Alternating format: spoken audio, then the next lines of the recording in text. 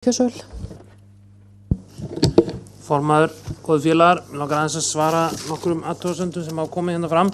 Fyrst langar mig að taka undir með Þorkalli varðandi þessa frumlegu hugmynd að tala þingmanna og ráðherra skuli vera 63 samtals. Það sættir það ákveðin sjónarmið sem hefur ekki tekist hingað til og gæti þá kannski stuðla að því sem að margir vilja, eins og við sögum í B-nefndinni, að ráðherrar verði í ríkari mæli utanþingsmenn. En síðan aðeins það sem að Katrín nefndi með vikuna í tillögu minni til sérnefndar fjármál stjórnmálaflokka eða breytingatillögu, fólst nokkuð sem var kannski ekki nógu skýrt að eftir að þessi vikufrestur væri liðin, viku fyrir kjördag, þá mættir hreinlega ekki styrkja stjórnmálaflokk.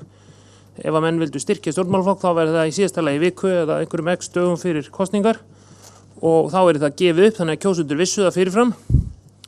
Eftir það mætti ekki styrkjan eftir einhver tíma þegar að næstu kosningu líður, og þetta var orðað þannig í tillögunni að þetta væri samkvæmt nánari fyrirmælum í lögum.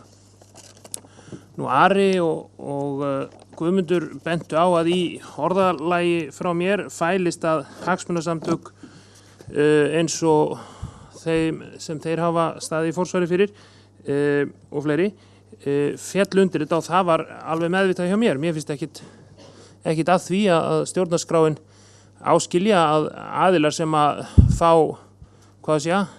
ýmist mikið fé af almannafé eins og bændasamtökin eða hafa mjög sterka stöðu eins og stéttarfélög og félög atvinnurekenda, að þau einmitt séu svolítið opin hvað þetta varðar þegar þau eru að beita sér í umdeildum þjóðfélagsmálum án þess að hafa allavega sama lýðræðislega umboð öll og þingmenn hafa. Þannig að þetta var nú alveg meðvitað hjá mér að gera þetta svona, en það segir jú samkvæmt nánari fyrirmælum í lögum, þannig að ég er það útfærið einhvern veginn. Ef að menn hins vegar er ekki sammála mér að slík samtök eigi að vera gagnsæ hvað fjármál og stjórnmálaþátttöku varðar, þá eru þetta þrengja orðalagið og ég íhugaði það en féll frá því.